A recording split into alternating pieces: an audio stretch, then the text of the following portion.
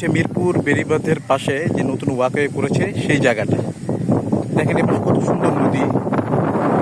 সরকার কোটি কোটি টাকা খরচ করে না এই ওয়াকিং ওয়ে করে দিয়েছে, মানুষজন যেন নির্বিঘ্নে হাঁটতে পারে, সকালবেলা বিকালবেলা বাচ্চারা খেলতে পারে, এখানে একটু মুক্ত বাতাসে মুক্ত হাওয়ায় নিঃশ্বাস ফেলতে পারে। কারণ ঢাকা শহর তো একেবারে একটা আবদ্ধ নগর হয়ে যাচ্ছে ডে বাই ডে। কারণ মাঠগুলো সব দখল, খোলা জায়গা তো নেই বললেই চলে। তারপরে সরকারের প্রয়াস এই নদীগুলোকে রক্ষা করার জন্য সর্বাত্মক চেষ্টা। কিন্তু দেখেন বেড়িবাঁধ ঘিরে এত সুন্দর একটা ওয়াকিং ওয়ে করেছে, তার পাশেই দেখেন কি নোংরামি চলছে। এরা মুরগির যে গাড়ি এগুলো ধুচ্ছে, তারপরে ট্রাক দিয়ে যত ময়লা, যত আশেপাশে বাজারের যত ময়লা সব ফেলে দেখেন ওই যে ফেলতেছে। তাহলে কোটি কোটি টাকা খরচ করে ওয়াকিং ওয়ে করছে সরকার আমাদের জন্য, কিন্তু আমরাই দেখেন এই ময়লাটা কিছুদিন পরে বর্ষাতে উপচে এসে এখানে এসে পড়বে। অলরেডি পড়েছেও দেখেন, অলরেডি এগুলো সব ওই পাশের ময়লা। সরকারকে তো আমরা ইচ্ছা মতো গালাগালি করি যে কোনো ব্যাপারে, না বুঝে আন্দাজে গালাগালি করি। সরকার কি করবে দেখেন তো, আপনি কত সুন্দর কোটি কোটি টাকা খরচ করে দিয়ে একটা এত সুন্দর একটা ওয়াকিং ওয়ে, এখানে আসলে কত ভালো লাগে, অনেক বাতাস, মানুষ আসবে কি, যা খুশি তাই করতেছে। এ হচ্ছে আমাদের বাংলাদেশের অবস্থা।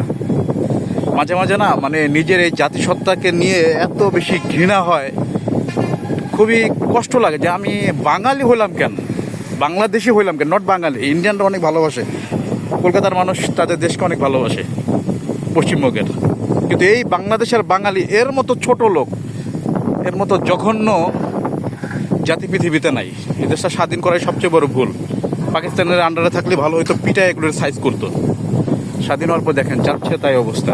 তো সুন্দর একটা ওয়াকিং ওয়ে করেছে, যে গাছও আছে কিছু, দেখেন কত সুন্দর, বিকালবেলা হাঁটলে কত ভালো লাগবে। কিন্তু অথচ দেখেন কি করতেছে,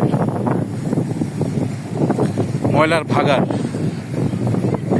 ডাস্টবিনের ময়লা সব এখানে এনে ফেলে, আগুন লাগিয়ে দেয়, তারপরে যাচ্ছে তাই অবস্থা। মানে আমার কষ্ট লাগে মাঝে মাঝে। সরকার কোটি কোটি টাকা অপচয় হয় আসলে, আমাদের জন্য করে ঠিকই, কিন্তু আমরা তো আসলে এটা ইউটিলাইজেশন করি না, ঠিক মতো ইউটিলাইজটা ঠিক মতো করতে পারি না, বরঞ্চ আরও এটাকে ধ্বংস করি। দেখেন তো এত সুন্দর একটা ওয়াকিং ওয়ে করলো মানুষকে হাঁটার জন্য, আর আমরা এটাকে ধ্বংস করতেছি। মানুষ এই জন্যই আসে না, কারণ বেড়িবাঁধ কেন্দ্রিক যত ব্যবসা বাণিজ্য বেশিরভাগ হচ্ছে নোংরা ব্যবসা, জঘন্য ব্যবসা।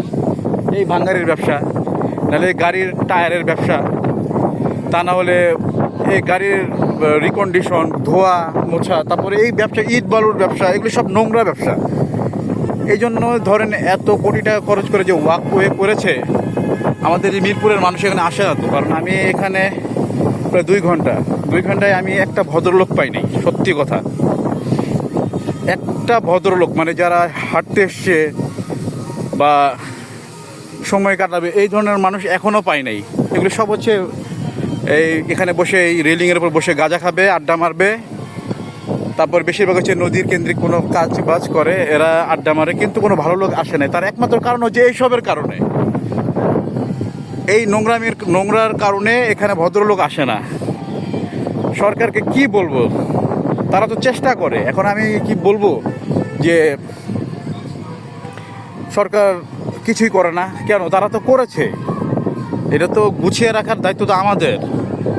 দেখেন তো এই জন্য এখানে আসে না। 2 ঘন্টা আমি ওয়াকওয়েতে হেঁটেছি সকাল থেকে, একটা ভদ্রলোক পাই নাই, কোনো শিক্ষিত লোক পাই নাই। সব মূর্খ, ছাগল, পাগল, মেথর, মুচি, কামার, এগুলি সব এসে এখানে আড্ডা মারে, গাঁজা খায়, নেশা করে। এই জন্য মহিলারা আসে না, মেয়েরা আসে না, বাচ্চারা আসে না, ভদ্রলোক আসে না। এত নোংরামি দেখলে কীভাবে আসবে? এটা করার যে উদ্দেশ্য, সে উদ্দেশ্য তো সফল হলো না। তার চেয়ে বড় কথা, না হোক সফল, মানুষ আসা দরকার নাই, যেভাবে প্রকৃতি আছে থাকুক, কিন্তু সেটা তো থাকতে দিচ্ছে না। দেখেন তো এইভাবে ময়লা যদি ফেলে, আর এই ময়লা তো উপচে এসে এখানে চলে আসবে। দেখেন তো কীভাবে, কষ্ট লাগে আসলে, দুঃখজনক। নদীর পিলার, এমনি নদীটা সংকুচিত করা হয়েছে ওয়াকওয়ে করে, তারপরও ভালো। নদীটা তো দখল তো কিছুটা কমেছে, কারণ এটা তো এই দুই পাশে যে ওয়াকওয়ে করা বা নদীর বাদ দেওয়া, এটা কিন্তু নদীর ক্ষতি, কারণ নদীটা এত মানে আরো প্রশস্ত ছিল, কিন্তু এটা না করলেও আরো দখল হয়ে যেত।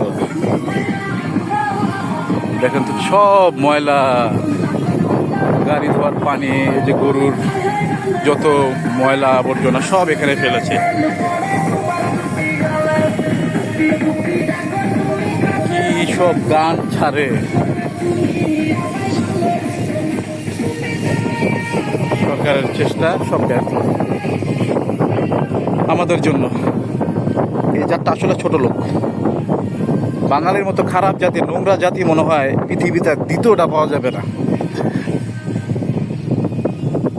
দুঃখ লাগে।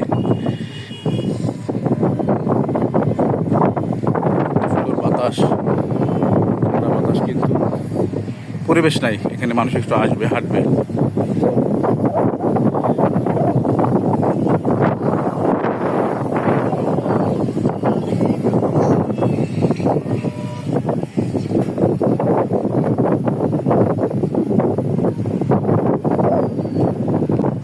এখানে কত সুন্দর করে লেখা যে নদী বাঁচাও, মৎস্য বাঁচাও, বাঁচাও বাংলাদেশ। দেখেন নদী বাঁচাচ্ছে মানুষ, আমরা বাঙালি নদী বাঁচাইতেছি। দেখেন যত বেড়িবাঁধের ময়লা সব এদিকে ফেলা হইতেছে।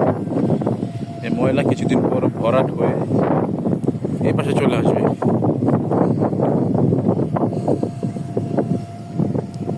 এগুলি করে লাভ নাই। মানুষ যদি ঠিক না হয়, মানুষ যদি সভ্য না হয়, অসভ্যের দেশে সভ্যতা ছড়িয়ে কোনো লাভ নাই। দেখেন তো কিভাবে নদীকে ধ্বংস করতে করতে তো শেষ পর্যায়ে নিয়ে এসছে।